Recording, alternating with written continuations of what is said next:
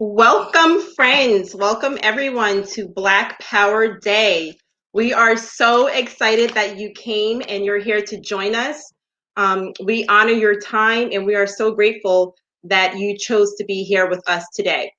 Today, our topic will be just that on Black Power and energy efficiency and how we as Black people can become more energy efficient and how we can get into those fields, so on and so forth.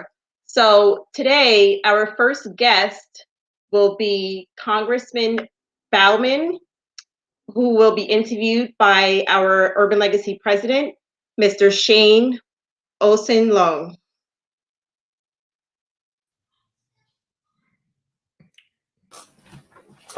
Congressman, it's good to see you.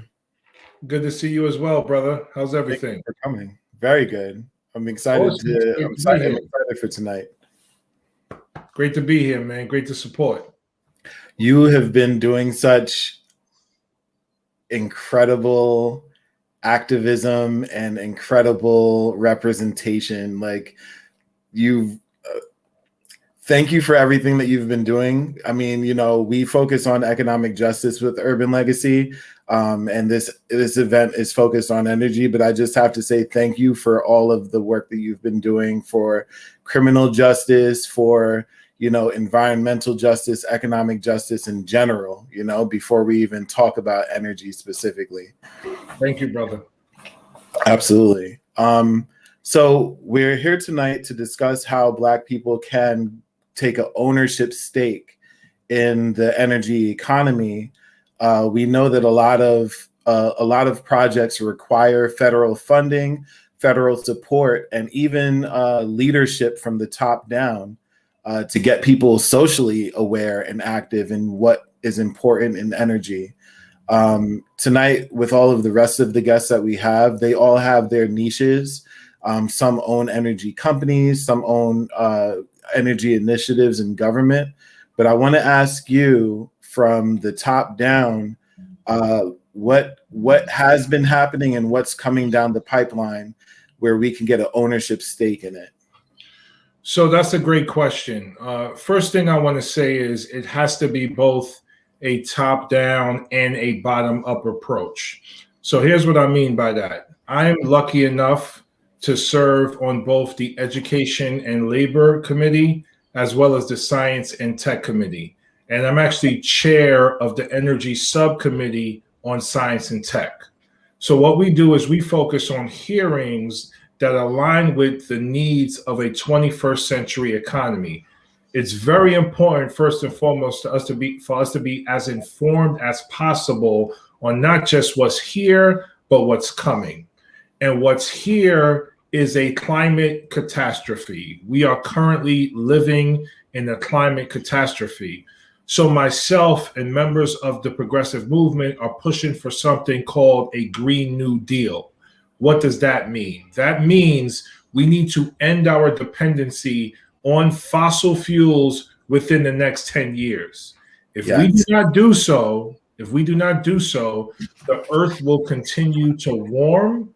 And the warmer the earth becomes, the more likely we are to have drastic weather events that are literally killing people. Think Hurricane Sandy and Hurricane Katrina as two examples. In addition, this climate catastrophe that we're living in is causing droughts, not just in this country, but throughout the world. Those droughts are leading to famine. That famine is leading to mass migrations and conflict and war and the death of millions.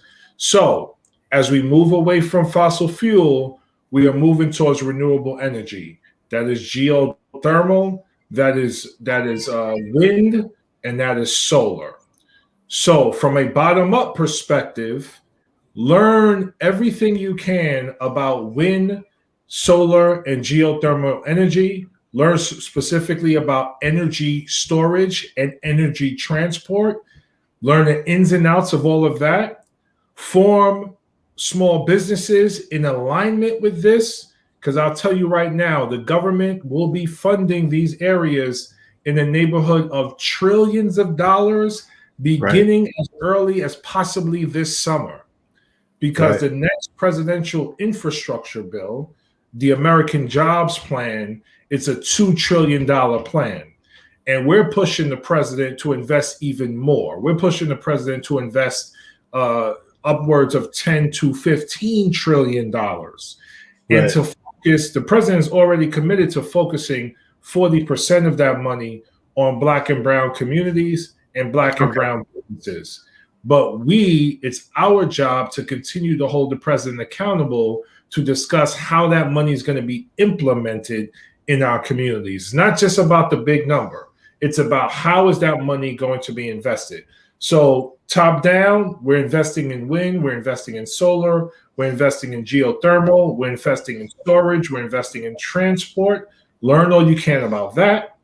And we want to invest in, and you've been working with my office, so I want to invest in people and communities that have been historically kind of left out of these conversations. Of course. You answered one of my follow-up questions I was going to ask, because we saw other implementations with small businesses in Black communities that we were largely left out of the PPP rollout. And even I discussed with Andrea Stewart-Cousins in our first event, as far as our state goes, we are largely left out of minority and women-owned business enterprise contracts, the MWBE contracts, even though, it'll say that 30% of contracts are representative of MWBEs. It turns out that usually the contracts will go to white women versus the Black community. And we saw, inequitable distribution of the PPP.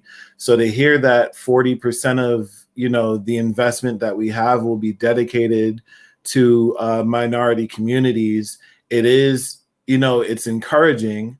But just like you said, what do we need to do to take the next step to make sure that money gets into the right hands? Because a lot of times when we have these rollouts, it's a cash grab for the status quo. What do we do to, get new businesses involved?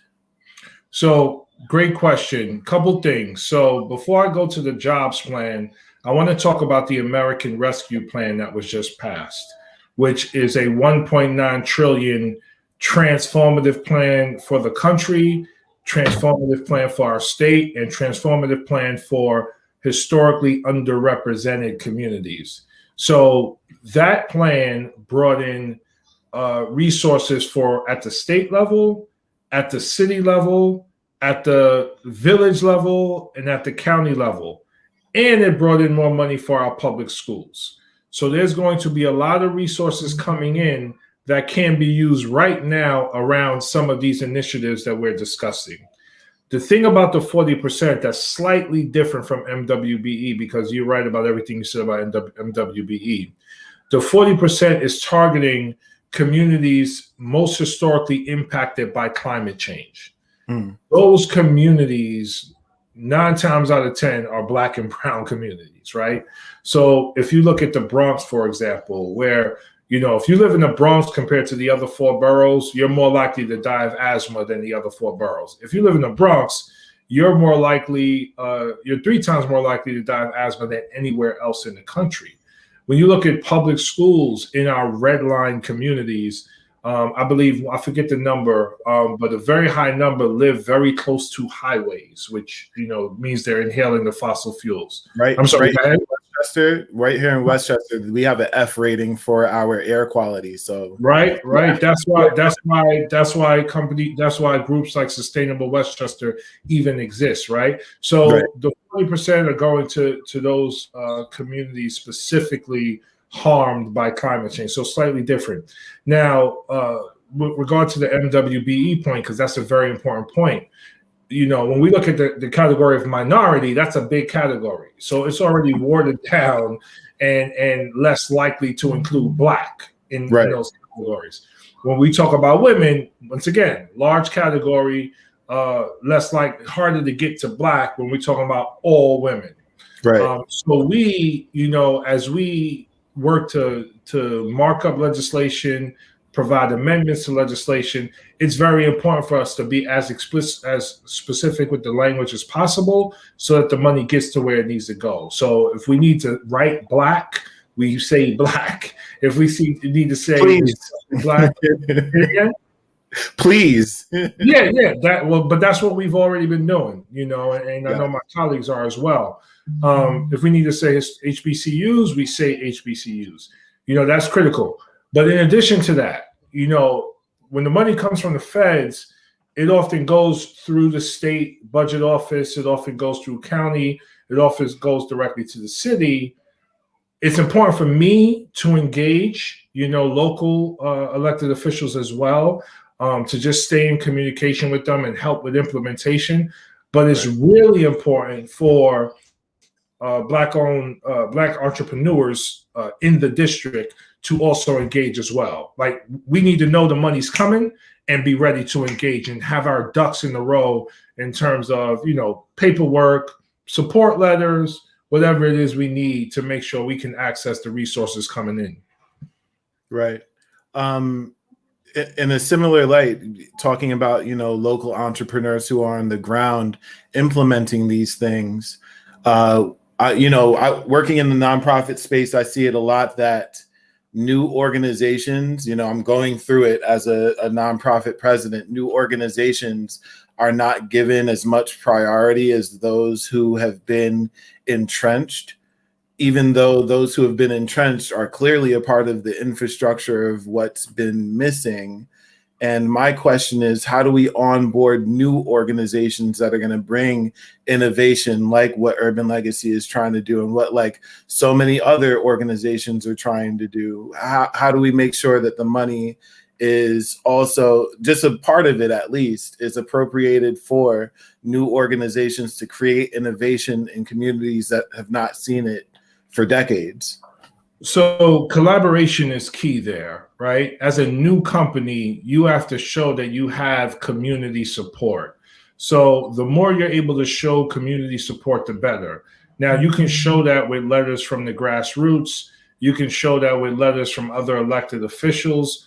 All of that goes a long way. You could also show that by having a relationship with your member of Congress who will prioritize your company if the member of Congress feels that the company is providing a good service to the community.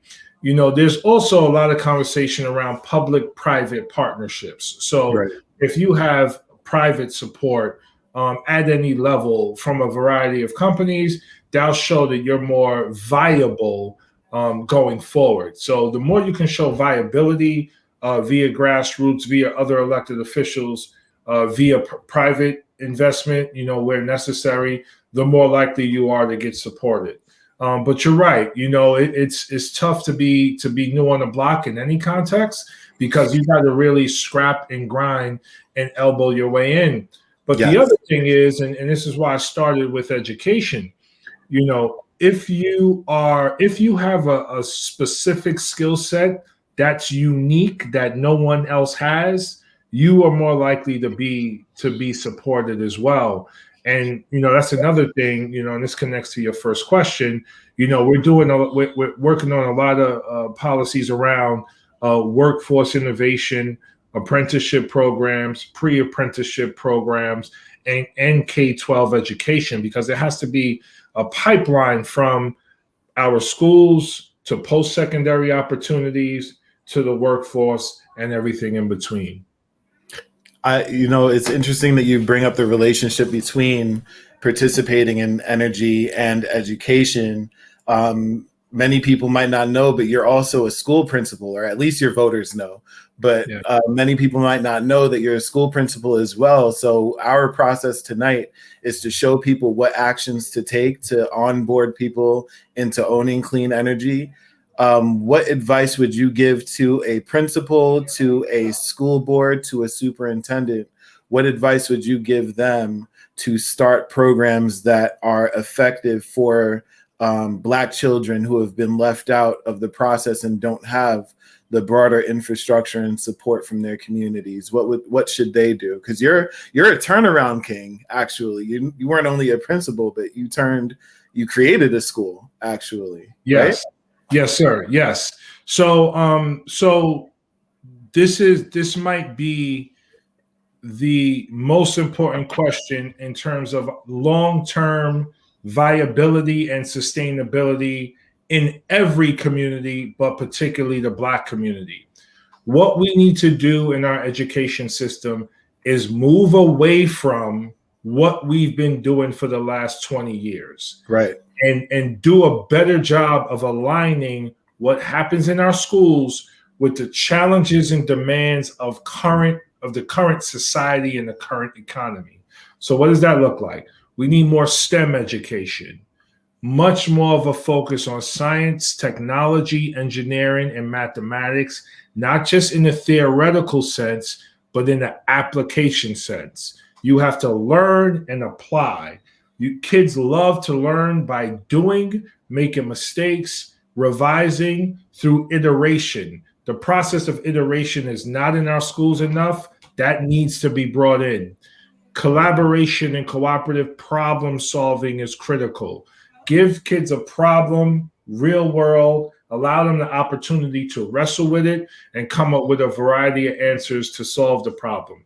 That is critical. We need the arts involved in all aspects of our schools. Now, what people hear the arts, they think theater, they think drawing, they think music. Yet it's all of that. But here's what the arts also does. It unlocks your curiosity. It unlocks your creativity. And we need curiosity and creativity as much as anything right now in this moment, because there are problems we can't even predict as of yet that will be coming up, and we have to foresee them and be creative enough to solve them. So more STEM, more the arts, more collaboration, and less of what we're doing now, which is pretty much, rudimentary, rote, assembly line style education that doesn't even engage the heart of our kids. What I'm talking about engages the heart and the mind at the same time, and engages their social skills and their emotional intelligence, which is also key. So, I know New Rochelle has a new superintendent. That's something I would share with him. The school boards, we got to think differently. This is our moment. This is our, we all went to school. We all read about American history and the amazing things that we've done throughout our history, Industrial Revolution and the Brooklyn Bridge and the elevator and the Holland Tunnel and all of that innovation. We're about to enter a new age of that right now. And it's time for our schools to catch up and the people in the community to catch up as well. Excellent. That's exactly what we need to hear, because we need that innovation. And it's interesting that you brought up the arts and what it entails, because even architecture, which is a major part of the sustainability economy, architecture is architecture and design, but people don't think of it that way. Art and design. Yes. Right. So how do we, this is the last question, because I know you probably have to go and I'm trying to keep you as long as possible. But just last question, how could we, what do we do from, those of us that are community leaders, those of us that have platforms, what do we do to help people understand that they can be a part of this too? How do we help them understand that art is broader, or that, the STEM education could unlock doors for them that people in general have never seen before? What could we do? we need as many assemblies and town halls and convenings as possible. Things like this need to be happening on a weekly basis. And we need to work in collaboration to bring it to the people, to engage them in the process. This reality that we currently live in right now is obsolete. We are about to create a new reality, and we need the ideas of every single member of the district to be a part of that conversation. I don't care if you don't have a high school diploma. I don't care if you work in a job for 30 years and you're about to retire and you don't want to hear all that. I don't care if you're a middle school student. I don't care if you're recently, formerly incarcerated, recently coming home. I don't care if you have a problem with addiction. We need everybody in the community because everyone has brilliant ideas that will help us to build this new world. And the last thing I want to say is we cannot let white supremacy, white nationalism, racism, and everything that many out there are doing to try to hold us back, we cannot allow that to hold us back. We have to rediscover our brilliance as Black and brown people in this world, our brilliance as Black people, and allow that to shine through for us to create a world that, you know, that we created thousands of years ago in Egypt, right, in Kemet, and in the first democracies, and all of that. We need to rediscover that. It's in us, and it's time for us to unlock it. And the only thing we need to do is get free up here and unleash our ideas on the world through collaboration, though, because that's the key. Right. Friendly competition, because, you know, that's fine. But if we stay trying to one up each other, right, then, you know, against a monster of supremacy, maybe one of us would win, or two of us would win, but the other 100 would lose, right? We all gotta win. If we all don't win, then we all lose. Right. It's so interesting that you say that, because I talk to my team all the time that we need to be borderless. People ask, well, what is Urban Legacy's reach? We're digital first because we see the Black community as a whole. And I show them that so many emerging economies are actually in Africa, and they're not bogged down by a lot of the legacy systems, the electronics and things like that we have. And we can do so much if we actually push for innovation. So thank you so much for even saying that. And thank you for being here tonight. I hope I could interview you again one-on-one so we could get into other issues like, you know, ending prohibition and things like that. I'd love to speak to you again very soon if you're available. Of course, brother. You got my number, man. Hit me up anytime. Got it. Perfect. Right. Thank you so much. Enjoy. Yep. Next, we are going to have Jasmine Graham, who is a manager at Sustainable Westchester. She's going to be interviewed by our operations manager, Mariam Muhammad. Thank you, Shane. Hi, Jasmine. How are you? I am great after those words from Congressman Bowman. I know. I'm like, that had me energized. I'm glad you guys couldn't see me behind the screen because I was just clapping and snapping and So I'm so glad to be here. Thank you for joining us. I want to dig right into what we're going to be discussing today, because I think for starters, you are a young woman of color in this field. Talk to us a little bit about what you do, and just give us a little bit of background about what you do. Yeah, absolutely. Thanks for asking. So I am the manager of the Westchester Power Program at Sustainable Westchester. And so we are actually a bulk purchasing program for renewable electricity. There are 28 municipalities in Westchester that join together to buy their electricity in bulk. And so we're able to get people competitive rates on green power. And we have a lot of people, over 100,000, that are on renewable electricity here in Westchester because of this program. Wow, that is absolutely amazing. So the first question I want to ask you is, how do you save on being more energy efficient? Talk to us a little bit about that. Yeah, I think that there's a lot that homeowners can do to be more energy efficient. I think that there's a lot that people don't know. A lot of people think that you have to put solar on your own roof. And for a lot of people, I would say that is a great start. And if you have the means to do that, you absolutely should. When you put solar on your roof and when you add a battery storage to that, you basically become your own utility. You know, you are powering your own home. You have a battery so that if there are any kind of service issues, you have a resilient system in your home.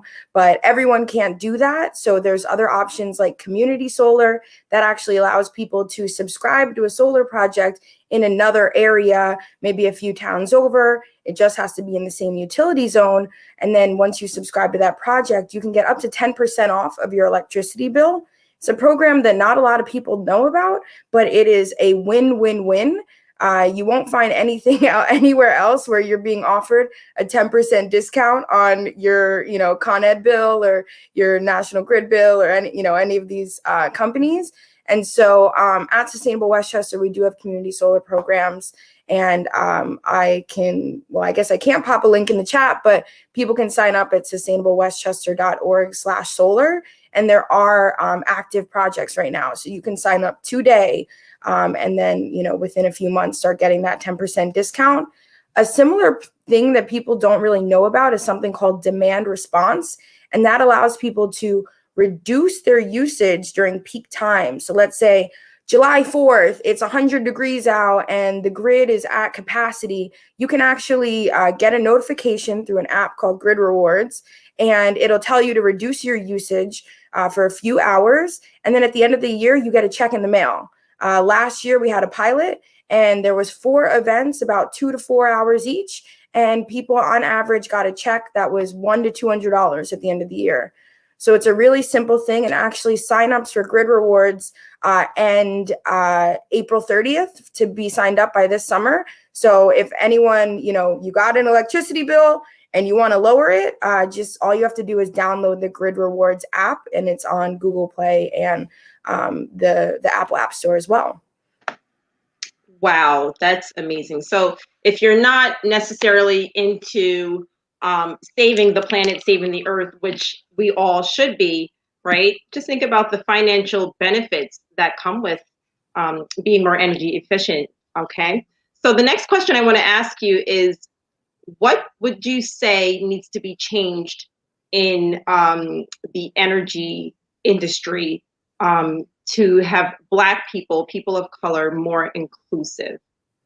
Yeah, that's a great question. There's a lot that we can do to improve the current energy system. I mean, the current energy system, besides the fact that it's killing us, which is a really important thing to point out, is that the current energy system doesn't work.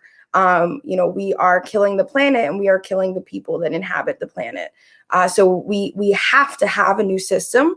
There's actually a lot that we can do to change the system. There's a lot of policy related things that people can be advocating for. And as Congressman Bowman mentioned, the federal legislation for climate is taking this Justice 40 approach.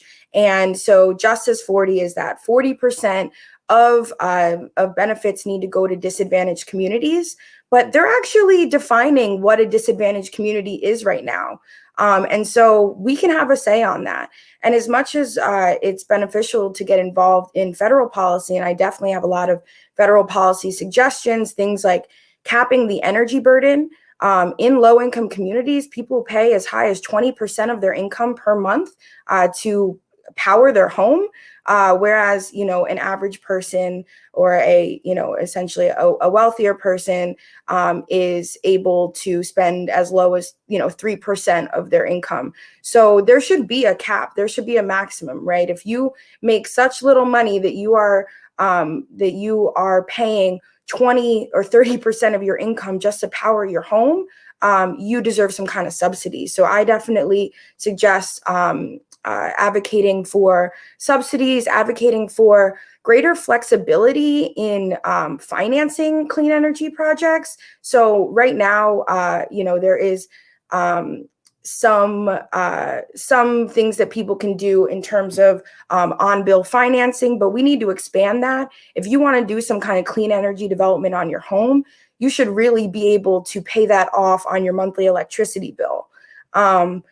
Similar to energy subsidies and on the financing topic, we need to provide reparations to these frontline communities and these environmental justice communities who have borne the brunt of these environmental burdens, most particularly, with communities of color and Black communities, most often waste facilities, hazardous facilities, and high polluting facilities are sited in communities of color. And therefore, people were allowed to make very, very large sums of money while subsidizing that with our health. And so being able to provide reparations to these communities, I think is going to be an important part of moving forward. I have a million more policy suggestions, but I'll turn it back to you so that I don't go too far down the rabbit hole. That's absolutely fine. We actually have a question that came in from Tasha. She said, exactly. We have a system, but how do we receive the funding from the city? So when it comes to funding, Congressman Bowman was really talking about this. There's a lot that's going to be coming down the pipeline. And so we really have to position ourselves for that. The people who are going to be talking after me are really well positioned to talk about things like funding. But on an individual basis, we need to be advocating for this kind of funding. And we have a voice, right? We learned last year with these widespread protests that protests yield concessions. And social justice incorporates not just economic justice, but environmental justice. And so when we are hitting the streets, we need to also be hitting the streets for our environmental justice, for our energy justice, and making sure that we are demanding accountability from our city representatives. Sustainable Westchester is a municipal organization, meaning the members of our nonprofit are actually the municipalities in Westchester. And so, I have close relationships with all of these municipal leaders, and I go to city council meetings and town board meetings, and they're not very well attended. You would be very surprised to know what is on your city council agenda and what kind of issues you can have a say on. And so I know that not everybody has enough time, enough energy, enough resources to stay involved in what's happening in the policy arena or in the politics arena. But if you get involved with organizations, particularly environmental justice organizations, then you can contribute to and help with their, market clout, their ability to have a real say. So there are great environmental justice organizations out there. For those of you who are in the New York City area, New York City Environmental Justice Alliance, which features groups like We Act for Environmental Justice, who has been doing this since before I was born, Uprose, another organization, and the newly formed Westchester Environmental Justice Collective, which you can find more information on at wejc.org. But joining a kind of collective like that and getting involved with other groups is really a way to make a big difference. We have to join together. We have more power together.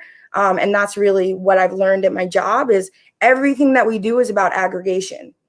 One person doesn't have that much of a say, but 100 people, 1,000 people, 1,000,000 people absolutely do. Agreed. Absolutely agreed. Now, I want to touch upon a subject a little bit personal. Congressman Bowman discussed the importance of STEM for our young people, for Black children. Did you experience and have the opportunity to be a part of any of those programs as a young person? No, not really. The STEM field has grown exponentially since I even got to college. In the 4 years since I've left college, I swear technology and AI and machine learning and all these things have so far past what I was learning. But there are so many good programs out there. I was lucky enough to have a mom that was into environmental law, and that's how I got into this. But really, there's a great curriculum that I would love to mention. It's called Roots of Success, and it's actually a 60-hour 10-module program that covers everything from energy, buildings, water, to financial literacy, to community organization and community organizing and leadership. And it was actually a curriculum that was started in prisons and jails, or essentially to train incarcerated people on the environmental sector. And it is expanded to juvenile detention facilities. It's expanded to just regular old youth programs. But it is a great program, and it's a really low cost program that allows people to get a foundational environmental education that actually prepares them to go into something like 125 different jobs. So things like that are things that that schools can implement in a really cheap way.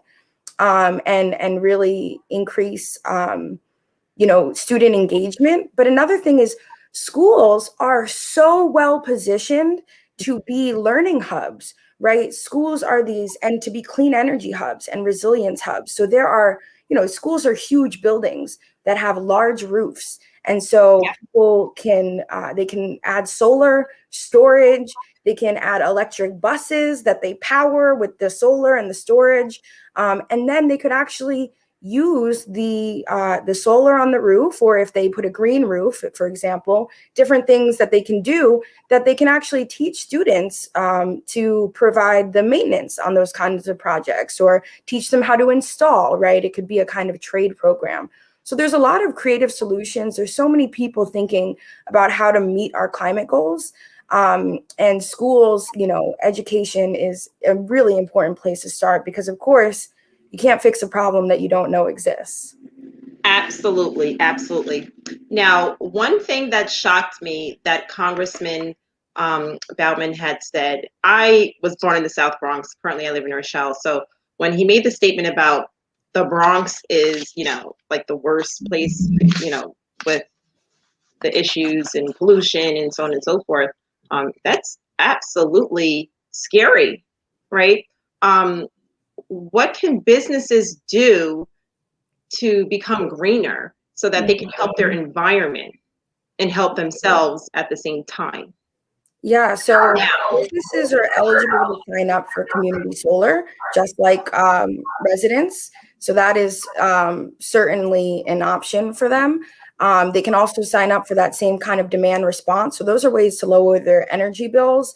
When it comes to getting your local community green, solar is really the way to go. Particularly, when it comes to places like the Bronx, places like Southern Westchester that don't have a lot of space, we have to get really creative with our rooftop solar. But business owners, in providing solar, depending on the size of their roof, they can get paid. You can get paid for having that solar on your roof, for leasing your roof to a solar developer. You can get paid if you have solar plus battery storage for giving energy back to the grid during times when, the utility needs more electricity, and you get paid for that. So there's certainly money-making opportunities, I would say, particularly churches, which also tend to have larger buildings. You can have solar and storage, which not only would provide a way to make money, but also provides a resilience hub for your community. So, when there is inevitably a climate catastrophe, then you could have a climate resiliency hub that your Congress or your Congress, that, your congregation can come to and have a place to charge their phones, or have heat in the winter or cooling in the summer. So it's really important to, and this is actually, it's an energy democracy strategy known as greening community institutions. And it's something that I really believe in. Importantly, just one thing on the funding, the New York Green Bank provides low interest loans for green projects. They are very ready to fund these kinds of projects. And so if you do have a project that you believe is good enough, for basically this kind of loan, and that you can pay it back, seriously, get a meeting with the New York Green Bank. There are resources out there that exist. And oftentimes, as people of color, or, for me, at least as a Black woman, I'm used to being told no and that I can't do it. And sometimes I don't put myself out there. Or I don't, make the effort, because I just say, oh, what are the odds that that's going to work? Right. But people are ready to give out this money. And so we have to be ready to accept it. Absolutely. Absolutely. So when I think of young people, right, and maybe some of our viewers who are watching, some of our youth who are watching right now, what advice would you give them if they feel like, well, I'm a young person, what can I do to help save the earth, so on and so forth? As a young person, there's a lot that we can do. I think that the youth right now are blowing me away. I don't even feel like a young person anymore. Life has hardened me up. The dimples might convince you otherwise, but uh, young people, they are doing so much. I mean, they are on the front lines. They are, rejecting the norms of the past, and they're saying, we want a better life, and we are not willing to accept what you are willing to hand over to us. Yes. And so I would say that for young people, energy is the crux of everything. I thought I was going to be in marine biology. I'm a scuba diver, and I thought it was going to be me and the fishies, and that's what I was going to do for the rest of my life. And, something brought me to Sustainable Westchester, something brought me to energy. Shout out to my boss, Dan Welsh, who is just like energy guru, who has let me just, flourish in this. But energy is at the crux of absolutely everything that we do. It's where all the money is. It is where our most impactful climate mitigation strategies are. And so energy, it's not the sexiest. That's what my boss always says. He says, energy isn't sexy. It isn't, but it's so important. And if you want to make a good living with a fair wage, if you want to make a difference, this is the place to be. And we need more Black people in this field. We need more people of color. We need just so much diversity, because with diversity comes, the breadth and wealth of knowledge and experience. And so we are unlikely to meet our climate goals without diversifying, without electrifying, and without this community engagement that we haven't had. And we absolutely deserve a place in the decision-making process, which we haven't really had thus far.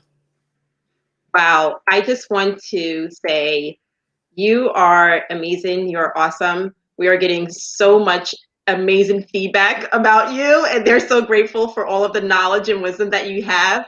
And again, being a Black young lady who is in this field is absolutely phenomenal. You are phenomenal. And I thank you for your time.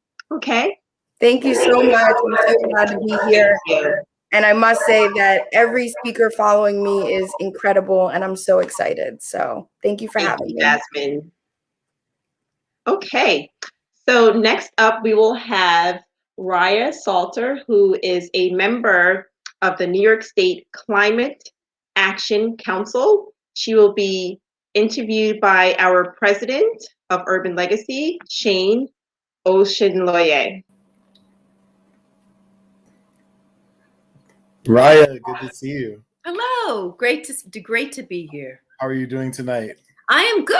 How about yourself? How do you feel about the program so far? The program is fantastic. And I was saying to myself, why is this the first Black Power Day I've done? Why? Some people like yourself, it takes people like yourself to do the things that just need to be done. Thank you. With that said, I'm going to use that as segue to ask you about something that you've been doing that I think is incredible. Can I ask about Climate Auntie? Can I start there? Can we start there? Yeah, absolutely. So yes, all the folks out there, anybody listening, I want you to know I am an energy law and policy expert. I'm an energy and climate justice lawyer. I got books, I got things, I got activism, I got stuff. If you consider me your climate auntie, you can be my climate nephew, niece, whoever you want to be. We in a climate family, we got climate cousins. You can follow Climate Auntie on Instagram. You can follow Climate Auntie on TikTok. I just really just so we can talk about things. And if you've got questions, pitch them to me. I love it.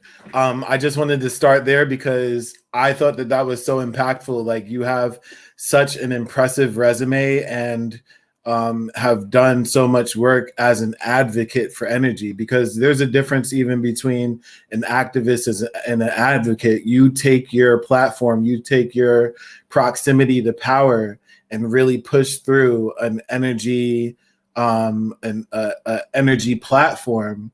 But you're also doing something incredibly innovative that somebody from Generation Z, or I hate saying Zoomers, but Zoomers would do too.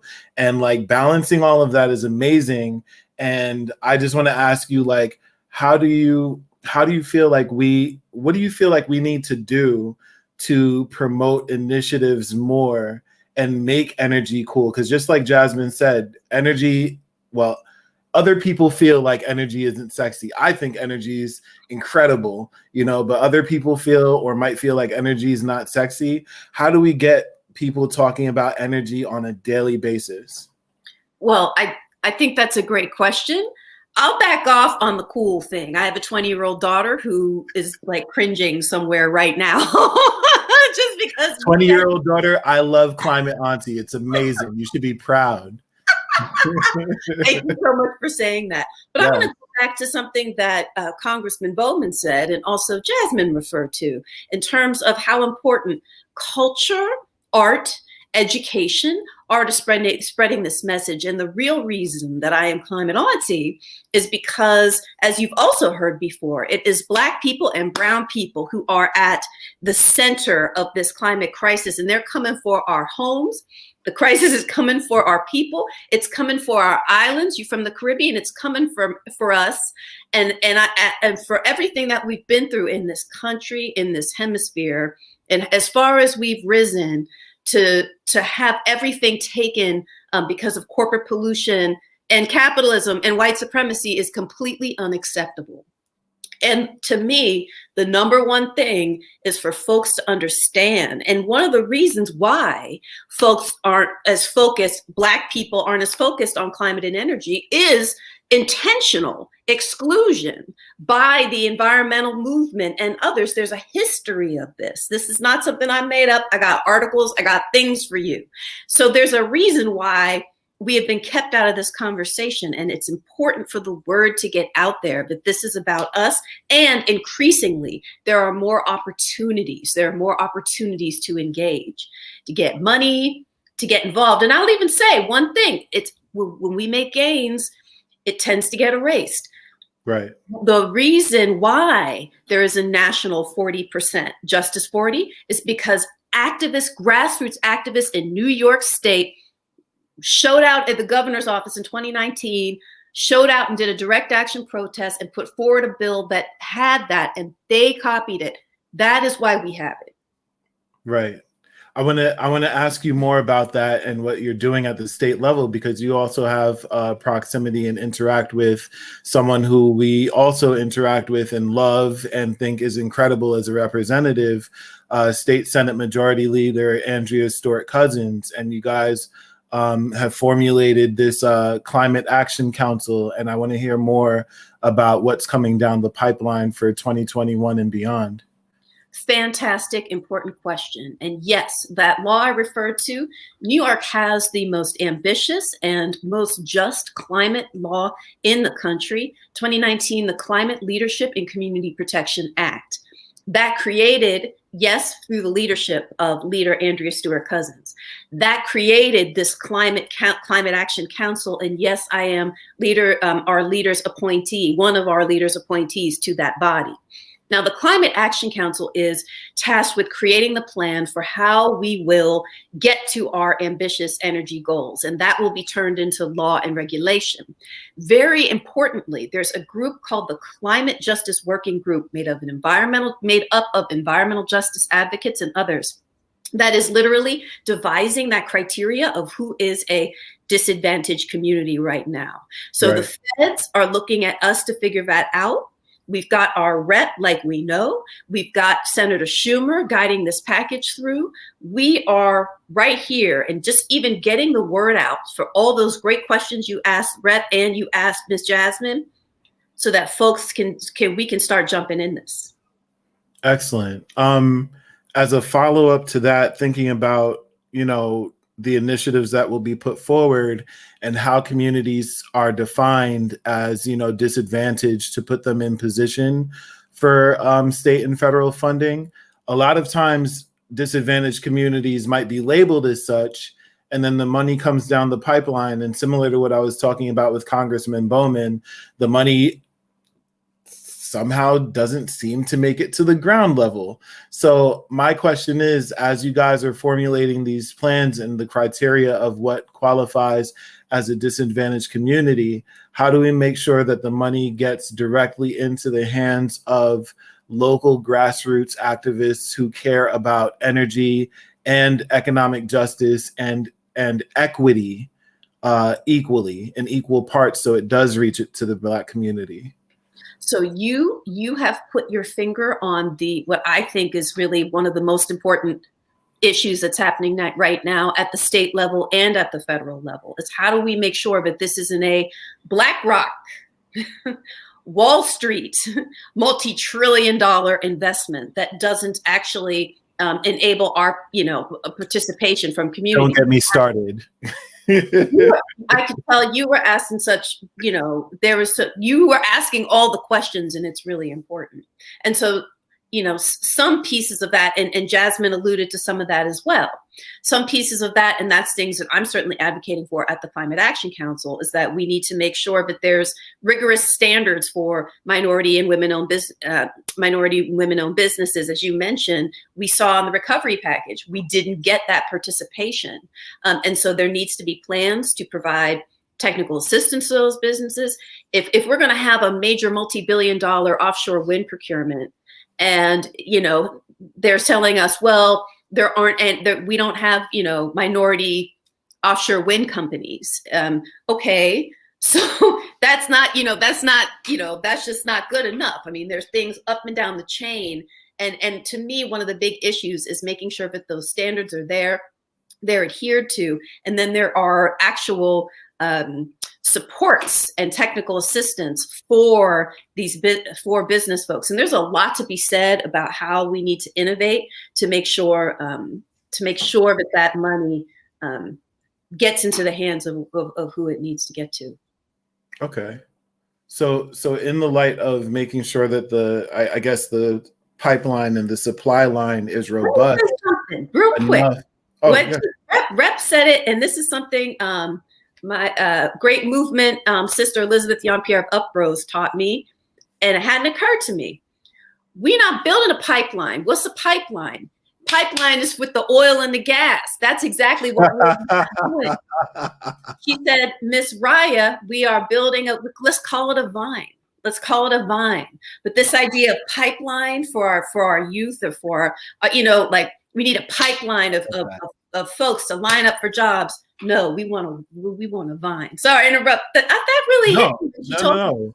The language is important because language affects culture. Language affects how we treat these things on a daily basis. You have now introduced vine to my vocabulary for how we get students, how we get entrepreneurs and disadvantaged communities onto the vine. No, I absolutely love it. A vine gives life. That was perfect. Thank you. Okay, so then with that question, at the state level of the vine, how do you work interdisciplinary fields in so that the education system is involved with it, the procurement side of contracting is involved with it? How do you balance those groups so that you're actually getting the population that has actually been disadvantaged, and then making sure that people are contracted equitably without, just like Congressman Bowman said, it's so watered down to say minority. Minority counts as everything that is not white in a white supremacist society. But specifically for a Black community, how do we make sure that Black students get onto the vine, Black entrepreneurs get onto the vine, Black community leaders and organizations get onto the vine? Like, what do we do if we're interacting on a state level? Yeah, there are a couple things I'll go ahead and mention about our vine, and I love that we're using our vine. Yes, I'm with that. I'm so glad. Miss Elizabeth really hit me to that. One of the things that happened in New York that we see happening on the federal level, and it's frustrating, when activists wanted to pass this CLCPA, we didn't want the benefits of spending to go to disadvantaged communities. And by the way, it's not the best phrase. I always use it in air quotes. It's not the greatest. It's what we have. Please find another language for that, and I will use it, please. Thank you. Right? Nobody likes it. That's clear. Nobody likes it. What we wanted was the spending, the actual dollars. So 40%, and 40%, that's a floor, not a ceiling. It should be more, our estimation. But we want it to be actual dollars and not benefits, because that is that, and that unfortunately is being reflected on the federal level. Because you can imagine benefits are kind of like a squirrely, standard, and we're already seeing it. Folks are taking the mantle and saying, oh, we're going to plant some trees in so-and-so's neighborhood. And so that's a benefit off the list, so they can run with the bag. And that's not what we want. And so that's really pushing it, for these policies. And also, I for one, I'm a lawyer. I've worked in private practice doing energy regulation. I've worked for green groups, but I'm a long-term Westchester resident. I used to work for the Grayston Foundation on Warburton Avenue doing youth programming. Shout out, shout out to YO. And this piece about education and training is very, very near and dear to my heart. And it's something that I'm hawking on the Climate Action Council in a big way, and wanting to see really comprehensive plans from the state. And so what I'll also say is that I encourage people, follow Climate Auntie, reach out to me. I'll give you a link. You can talk to me, but you can get the sign up, get the email alerts for the state process. And if you're interested, you can tune in, you can file comments and get involved too. Okay. I'm trying to figure out how to frame the next question, because you touched on something that's very important to us. And yes, shout out to Yonkers. I'm saying that as a New Rochelle citizen, shout out to Yonkers as well. A lot of the conversations that I've had lately were about the fact that we need to have a more borderless perspective on how we treat the Black community, so that we could advocate en masse. I tell people that Urban Legacy, since we are digital first, we are borderless. And I've been talking to organizations in Mount Vernon and in Yonkers that we need to, there's no natural connection with us besides the cross county, but we need more interaction with each other to really exemplify these qualities and bring them to life through doing business with each other, getting contracts, doing partnerships and things like that. So who would you say has done incredible work with not only participating in sustainability, but you could, limit it to that to just show what they're doing, but building partnerships as well. Who has the state seen do amazing things? Well, there's definitely a ton of different groups that are doing fantastic work, and throughout the state. I'm thinking about members of the New York Renews Coalition who are doing spectacular things. One group that and this is not Southern Westchester, but there's a fantastic woman named Brigitte Vicente who has a group called the Inner City Green Team, and she does what she calls a white glove concierge. Concierge.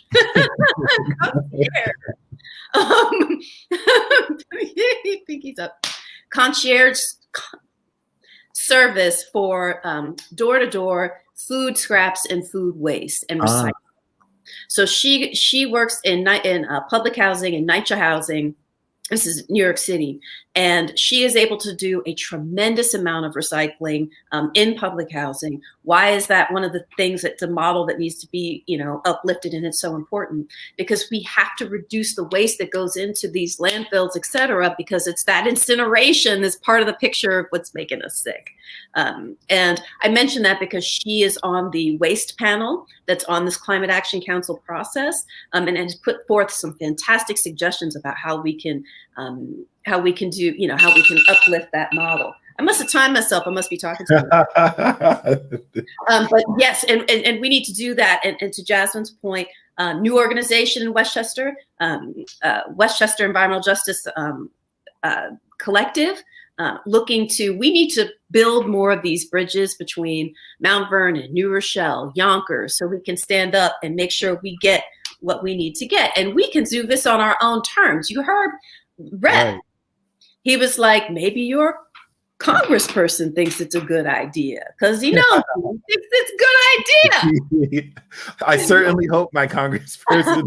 I hope he thinks that. So we can do some stuff on our own terms, and maybe it's okay if we don't know all the answers of how, the Environmental Protection Agency is going to rate ABCD watershed. Maybe it's okay that we have the support from the folks who do, and we can pull on the experts who can tell us what to do. Right. With that thought in mind, so much of what we expect as a community historically has been for the government to provide instead of us offering proposals. A lot. I tell my team, less recommendations, more proposals. If you want to see something done, if you see a problem or see a gap, you are now instantly in charge of filling that gap. So what could we do to make sure that organizations are pushing more proposals through as opposed to recommendations? And I know that we're pressed for time. We have 3 minutes left. So I'm going to package that question with, what do you feel are the major gaps? What do you feel are the major opportunities for a business to get into and come with a proposal? Because there's such a, there's HVAC, there's lighting. You brought up, how waste management and food management gets into the picture. There's so many opportunities. Sometimes people don't know where to start, and they don't realize that they already have the skills to participate in these new wheelhouses. So how do we get them there? Yeah, this is an important question. There really are a lot of opportunities. And again, that in this first instance, I really think that this informational piece of getting the word out to folks that, that there are RFPs and ponds to respond to, that there really are opportunities.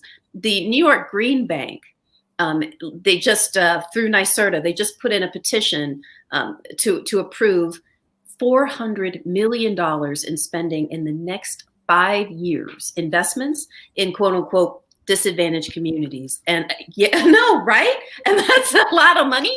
And there's a lot, and folks coming after me, please ask them and make sure they answer these questions, because a lot of that is geared towards this energy efficiency piece. And that's great. And a lot of it, to be honest, they are still trying to figure out exactly what they're going to do, because part of it is they're shifting funding because of the state climate law. Right. As Jasmine said, there's definitely a need for co-creation of what this stuff looks like, and policy and advocacy. And just really in the first instance, just the information that this is happening, and building community so we can come together, share our knowledge, and step up. I mean, this is stuff that's like, when's the last time this has happened in a generation?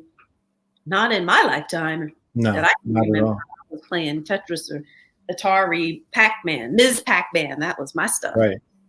And the need is so much more compounded by what we went through in 2020, the event that shall not be named, and it's all coming together at one time. It causes problems, but it creates so many opportunities for us to solve problems as well. So thank you so much for framing how we can begin solving these problems from the state level down, So thank you so much, Raya Salter, Esquire, aka Climate Auntie, coolest thing ever. 20-year-old daughter, be proud. Raya, thank you so much for joining us tonight.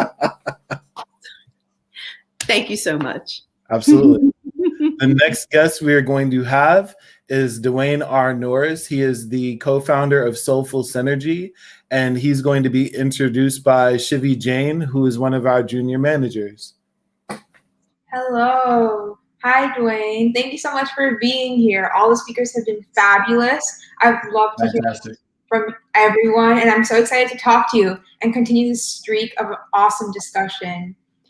First, likewise. Just to start, can you describe what Soulful Synergy is and what role do you play in the company? Sure, I'll do my best. I've also been enjoying this conversation. It's phenomenal. And great to see so much wisdom and excellence and intelligence on this panel. So Soulful Synergy is a company I started with my best friend and business partner, really in the lane of community development. we want to build healthier communities, stronger communities, more vibrant communities. What we understand is that requires a holistic approach. It really does require tackling everything from wages to housing to healthcare. And we don't want to be all things to all people. So we build collaborative relationships. So that soulful synergy is us putting our soul into our work, and the synergy is how we bring together people to solve bigger challenges. One of the main challenges that we work to solve is workforce development, or is finding people wages and ways for them to sustain a good life and move into higher stations of income. And so workforce development is really kind of at the staple and the core of what we provide. We provide trainings in construction industry and clean energy industry, moving into urban farming and tech. And so, these are industries that are growing, that have a lot of growth potential, that there's demand for the labor almost in excess of where, people's skill sets currently are. And so once you get trained, there's almost immediate opportunities in each of these growing sectors. And the wages are good. You also don't need a lot of formal education.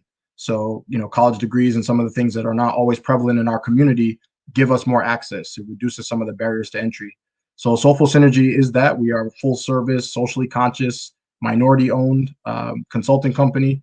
And we're really looking to see how we can build thriving communities through these kind of creative, collaborative approaches. I love that.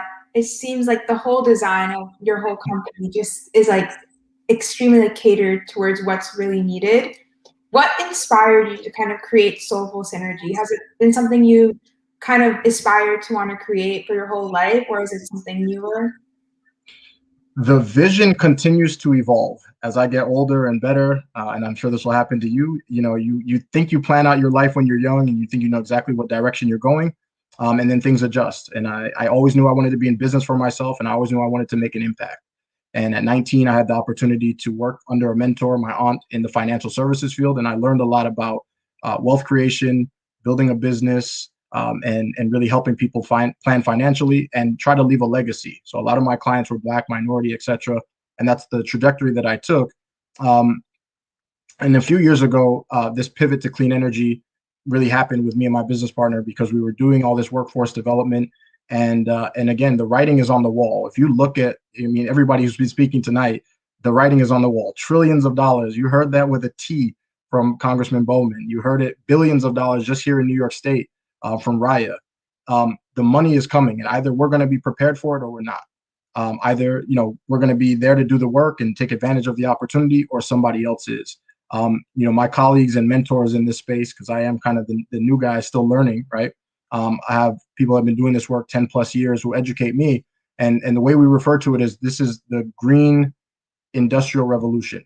The industrial revolution that happened, in the past that set the railroads up, and you saw so much wealth transfer. You saw so many different industries really explode, and so much wealth created in the hands of a few who were really able to dominate those industries, steel, the railroads, and factories. And this is really kind of that rebirth. And either, again, we're prepared for that opportunity or we're not.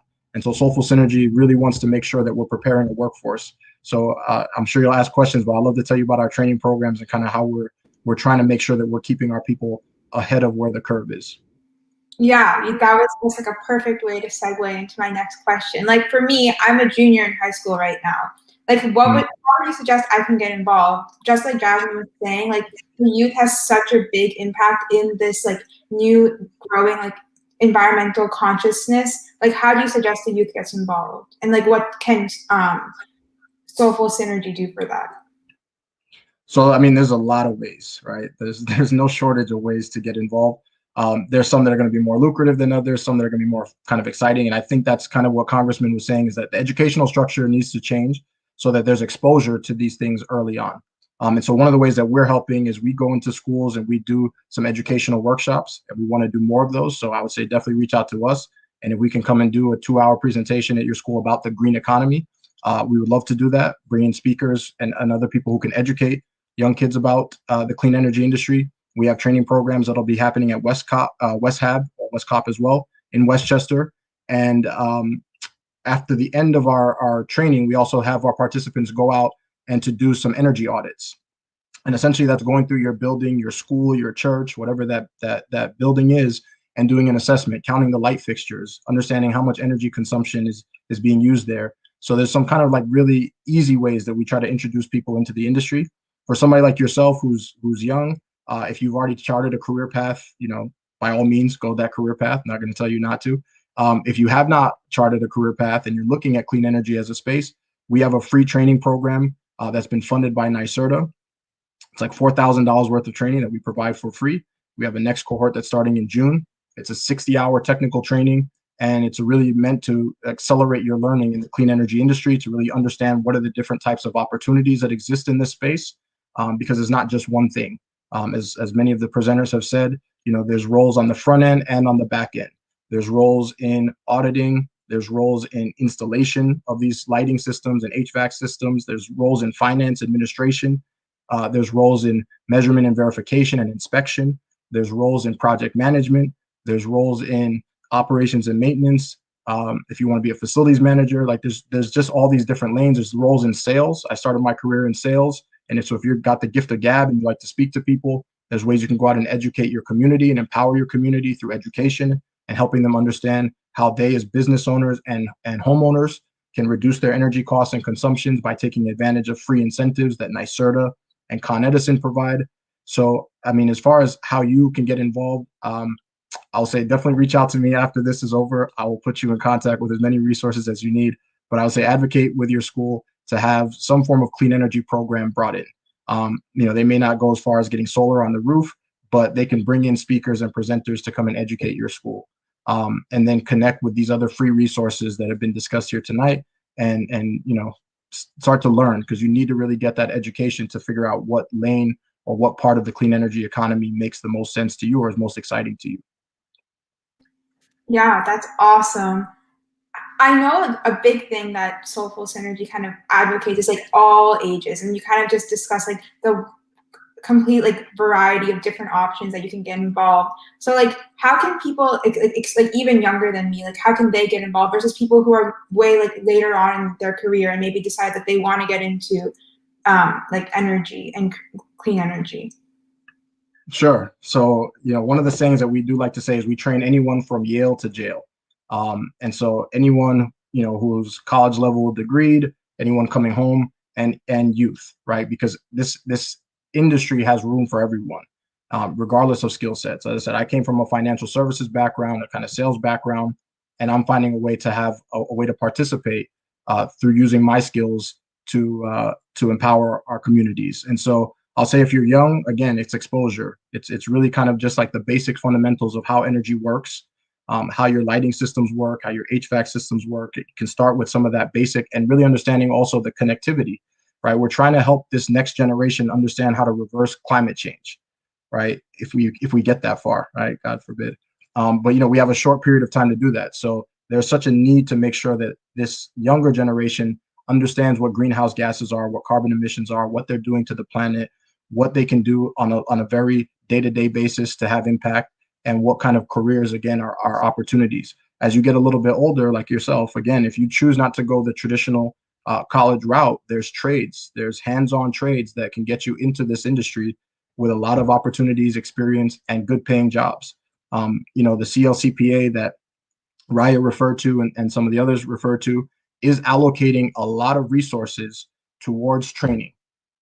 We, as Soulful Synergy, have done well to partner with really strong players, Con Edison being one of them, Willdan, which is a large national company. They trade on the New York Stock Exchange, who does energy efficiency in a very large way. We partner with these two organizations, as well as 5 other smaller minority-owned businesses, to create this little collaborative that we call the Clean Energy Academy. We have pursued funding from NYSERDA, which is our New York State Energy Research and Development Authority, for workforce training. So we're trying to bring workforce training for these opportunities that we know are coming down the pipeline, right? As she mentioned, billions of dollars, trillions of dollars, 40% has to go into Black and brown neighborhoods, disadvantaged communities. Again, we're either going to be ready for that work or not. And so, we've been applying to this funding source to make sure that we're preparing a workforce who's ready to take advantage of these opportunities when they come, so that when the developers are coming in, one, we want them to be Black-owned developers, right? Who can develop these new buildings, who can put the solar panels on, the green roofs on, who can do the energy retrofits and the overhaul of these older systems. But if, God forbid, there is a white company No, I'm just kidding. But if there is white, companies that come in, they can't pretend like they can't find local talent to also work on these projects. And a lot of times that's what happens is they get the state subsidizes, the state and the federal government subsidize a lot of work in these areas. They call it Section 3, or they'll call it some type of money that comes from HUD, Housing and Urban Development. And they're supposed to hire locally. They're supposed to do their best to find people in the local community that they can put into employment opportunities. What they'll try to do often is get an exemption or a waiver that says we tried to find people locally to work, but we couldn't. And so now we're saying, no, you can't have that excuse because we have the people ready, shovel ready to go to work. And, that's one of the ways in which we're trying to make sure that we have our people prepared and positioned to take advantage of what is, again, the clean energy revolution, the green industrial revolution.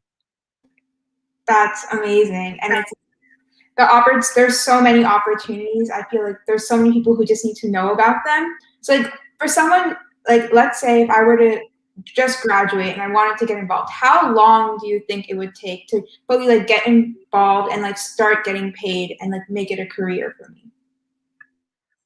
Yep. No, it's a great question. So the current training that we're running is a 60-hour intensive training. And that's why we say Yale to jail, because truthfully, there's people that have already been in the industry or even people that, have some type of relatable, transferable skills who take our training and find it like, again, the doors open for them. It's things that they weren't being taught. So let me give you a kind of overview of what the training entails. We spend the first part going over something called the green economy. And so we've been talking a lot about clean energy here today. For our first 6 hours of the 60-hour training program or so, we'll go over top down what the clean energy industry looks like. That means at the top, the people like the legislatures, our senators, our governor who make the laws and who kind of oversee and regulate the industry. Then we go next level down is where is all this money coming? So now that they've set laws and policies that say, we have to become more energy efficient by this date. Right now, 85% carbon emissions reductions by 2050, right? When they say that kind of law and they write that kind of law, they have to put certain things into action, which causes money to be released for what we call incentive programs, things that incentivize businesses and building owners to take action to make their systems more efficient. So now when we look at the top, where's the policy being set, where's the money flowing, we can understand where the jobs are going. And so a lot of the jobs, again, in those auditor roles, the sales and outreach roles, because you need to be out there educating the community that this money is available, that the incentives are available, that if you don't do this now, it's going to cost you more later, or that you'll be penalized later. So we look top down at the industry. What does it look like? Where are the jobs and where are the opportunities coming in? Our 60-hour trainings right now are focused on systems. So inside of your building, you have, in a kind of easy way to understand, you have electrical systems and thermal systems. So right now we teach on really helping to understand the difference between energy efficiency and renewable energy. So renewable is a lot of the stuff we talked about, solar, wind, geothermal. And then energy efficiency is how do we make our current buildings more efficient? Because not everybody has the ability to put solar, but they can change out their light fixtures. They can swap out their boilers. They can use clean heat and electrified heat and get away from the fossil fuels.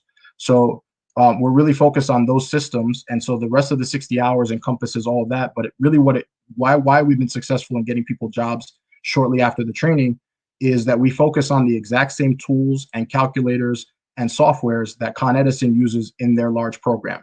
Their largest program, I believe right now, is the Small Medium Business Program. It's about $30 million a year that they use to incentivize building owners, small business owners to make these energy transitions. And so we train our participants on exactly what's being used in the industry.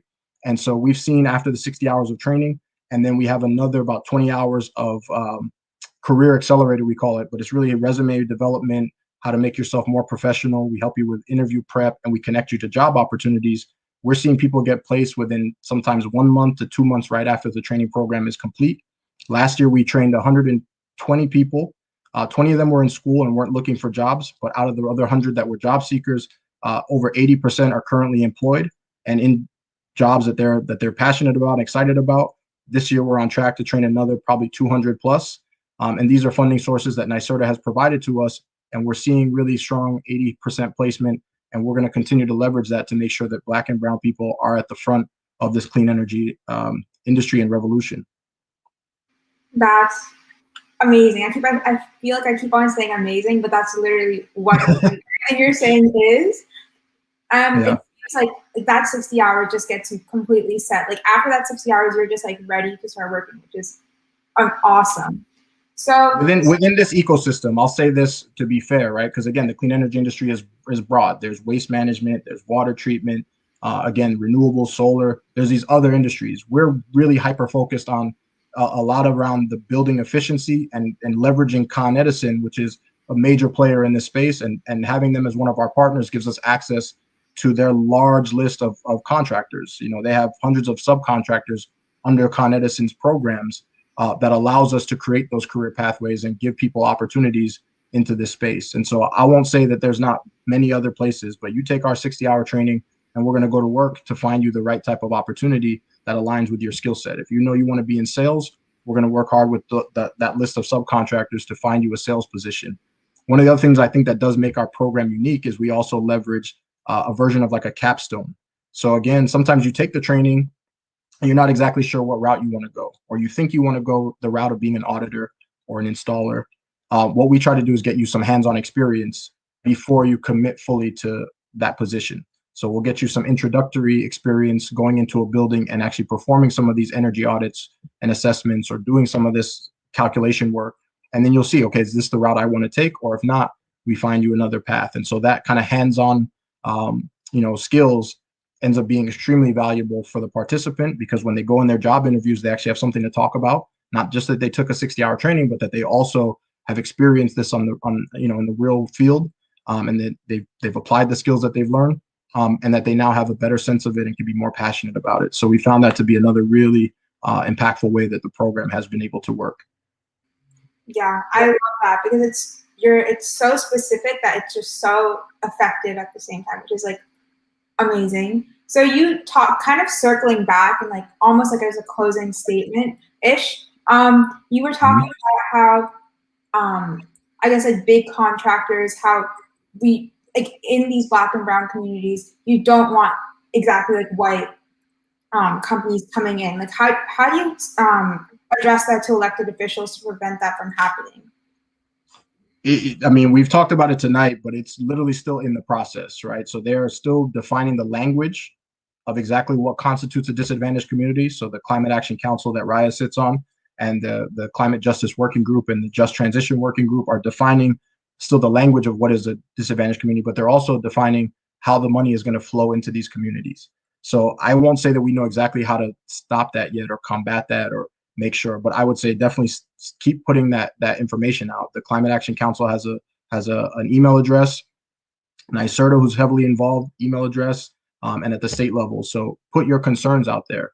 One of the ways that we're trying to make sure that we position ourselves is so that once these criteria are defined about exactly what defines a disadvantaged community and what zip codes those are going to be, and then also how the money is going to flow, we want to be part of the community outreach team that's going to go in these communities and educate people. Because it's all fine and good to earmark money, but if people don't know what's coming, you have to make sure that they know about where the opportunities are. And so I won't say I know exactly the answer of how to stop that, but I know part of the way is to make sure that we're ready for it. Because again, it's coming, whether we want it to, whether we like it to. Clean energy is coming, the money is coming, and we have to be positioned to be able to take part in that clean energy economy. Yes, definitely. And these I'll say one thing, and we're not right now. So right now, if you look at the population of New York State, it's about 55% white and 18% Black.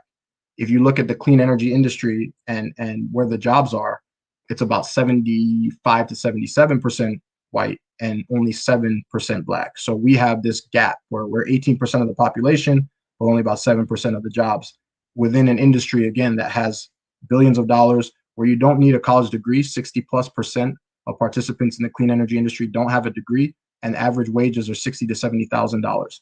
So, I'm not going to advocate that only getting a job is the way to go. I definitely advocate for businesses. If you have marketing expertise, if you have outreach expertise, if you have contracting business, but definitely if you are looking for employment opportunities, this is an industry that still has a lot of growth potential. Yeah, for sure.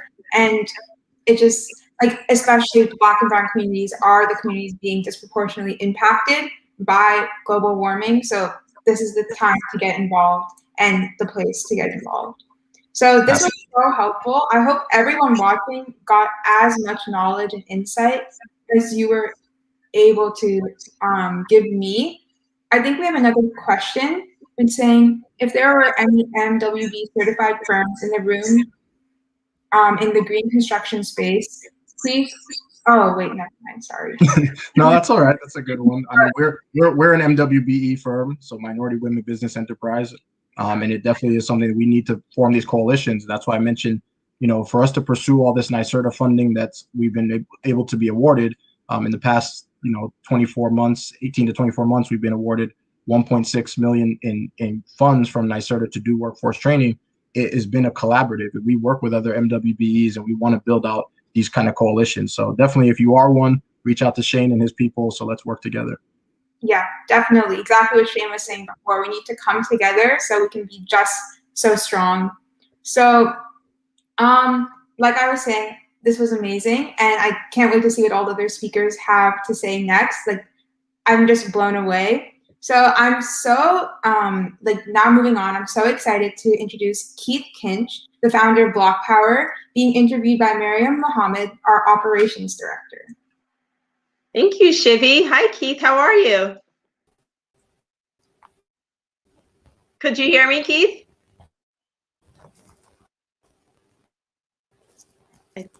I'm not sure if your sound is on.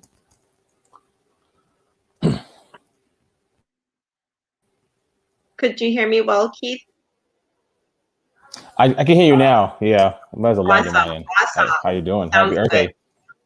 Good. Happy Earth Day. So I want to jump right in.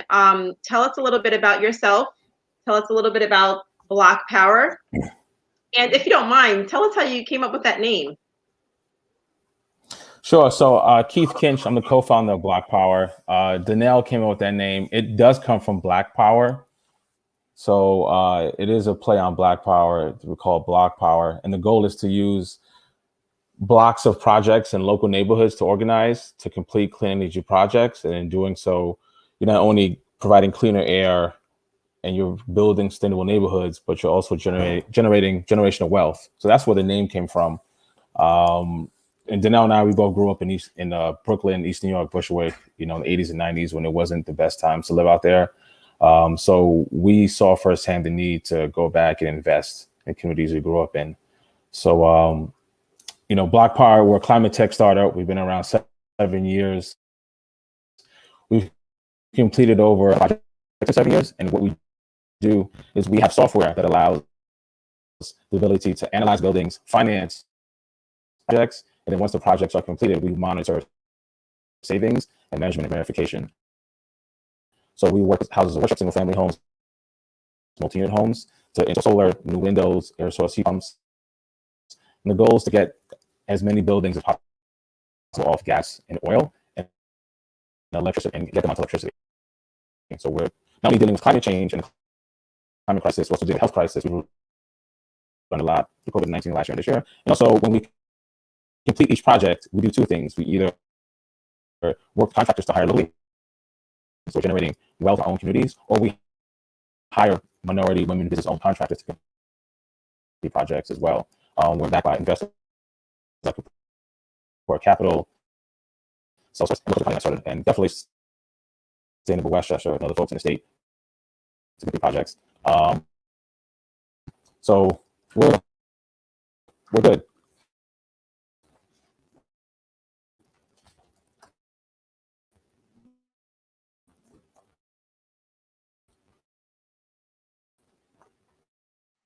Sorry about that, Keith. I think your connection was a little choppy, so I didn't hear everything clearly. Hold on. Can you hear me now? Yeah. Is it better or worse? It's much better, and I hate to do this, but could you repeat what you said because it was so choppy? I was not able to hear it, and I know it's valuable information. I do it 8 times a day. No problem. We're a climate tech startup. We completed over 1,000 projects in the last 7 years. Our software allows us to analyze buildings, finance buildings, projects, complete clean energy projects, and also monitor the buildings post completion of projects for verification, and to make sure that we actually build the new building systems are optimal performance. So whether it's solar windows, air source heat pumps, the buildings get buildings off oil and gas, they get into electricity to electrify the buildings. With every project we complete, the triple bottom line, it's definitely completing projects. We're making the air cleaner, we're lowering carbon emissions, and then we're creating jobs locally, or working with contractors that are Black, brown owned to also generate wealth. So work with folks, like I said, Sustainable Westchester, Con Edison, NYSERDA. We have investors like Report Capital that have been with us again. And I mean, I'm trying. No, see now.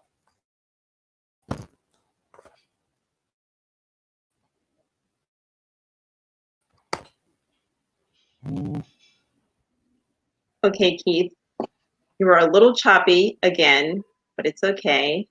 A second ago, you were perfect. Like literally just perfect. And I said, I don't know what just happened. When you were walking, it was perfect. Okay, you're perfect again. When I was walking, I need to walk the whole time. Fine, let's do it. It's probably our ancestors playing with this energy. No problem. All right. That's fine. So I want to ask you to speak a little bit about Investment Angel, if you can do that. Investment Angel in what sense? Is investments in general, or just what? How would you like me to talk about it? There's because I can give two answers. One, I can talk about something BlockPower is doing now with a. Yes, please. What you're doing now, please. Yes, we hear you perfectly. You're awesome. Perfect. Okay. Okay. Perfect. So over the last 3 weeks, BlockPower, we launched a climate impact note, which allowed anyone, whether you want to invest $5 or you want to invest $5 million, to invest in low to moderate income clean energy projects and state of the neighborhoods, right? And that is the first step to getting everyone to have buy-in and also have equity in projects. And with every investment, there's a 5.5% return. So if you $5 or $1,000, doesn't matter. Our original goal was to raise $25,000 over, I guess, 7 weeks.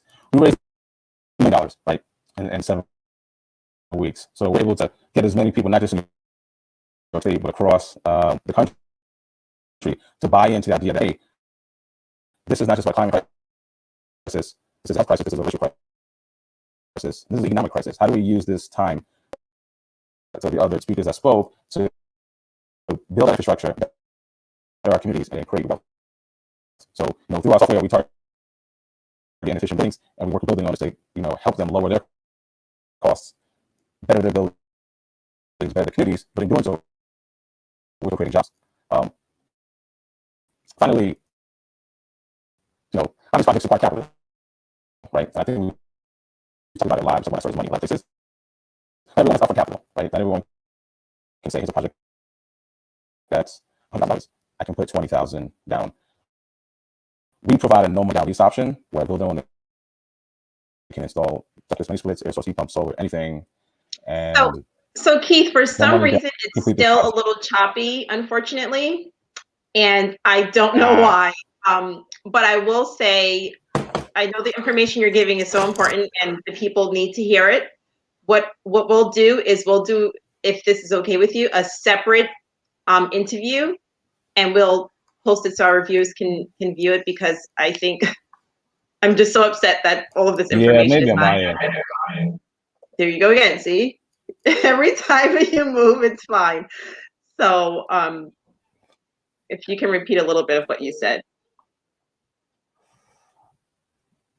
Sure. I was just saying that the goal is to help build those projects. So we, one of the barriers, as mentioned by several of the speakers, is upfront capital. And yes, Keith, I apologize for interrupting again, but it is still choppy. What we'll do is we'll do a separate interview, and that way the viewers can hear all of the important information you have to share. I would like to thank you for being here, and I'm looking forward to meeting you again. Right now, we are going to have our president of Urban Legacy, Mr. Shane Oceanloye. Again, thank you, Shane. Absolutely. Thank you, Miriam.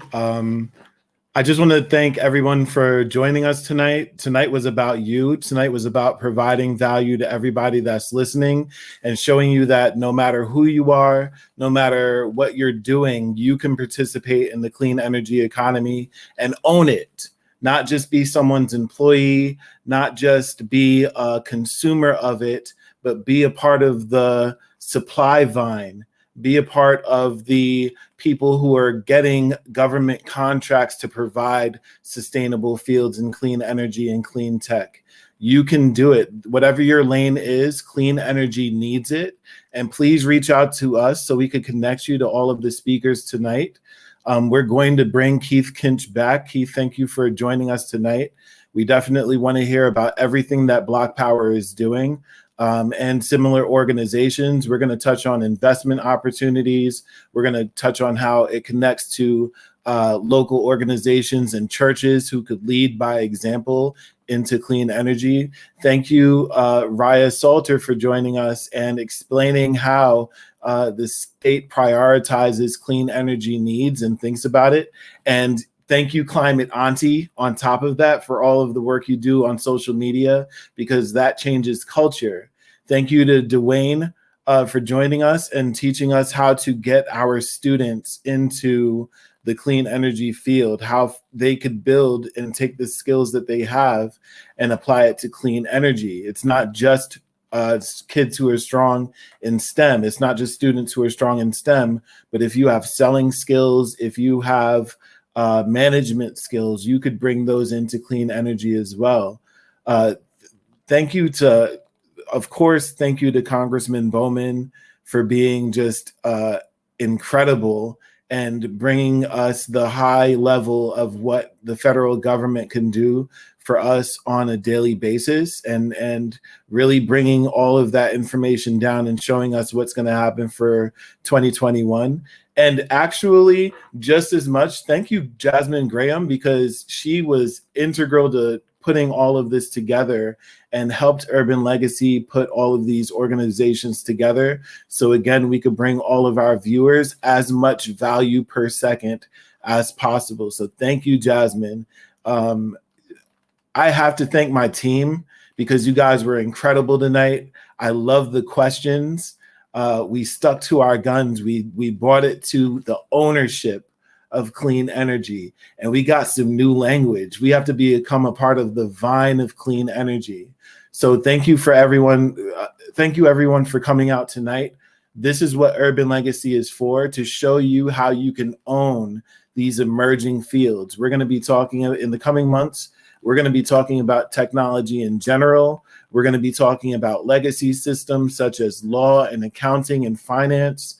We're going to be talking about the other green economy, which is the end of prohibition. And I'm going to have different Congress people come on and discuss that as well. So please like and subscribe on our YouTube page. I know that every YouTuber and influencer says that. So I guess we have to say, please like and subscribe so that we could show you these amazing things. And again, you, whoever is here with us tonight, we want to show you how you can own a piece of this and how we can help bring the Black community along on the journey of growing in the clean energy sector. So thank you everyone for coming out tonight. Have an excellent night, and we will have another event for you very soon.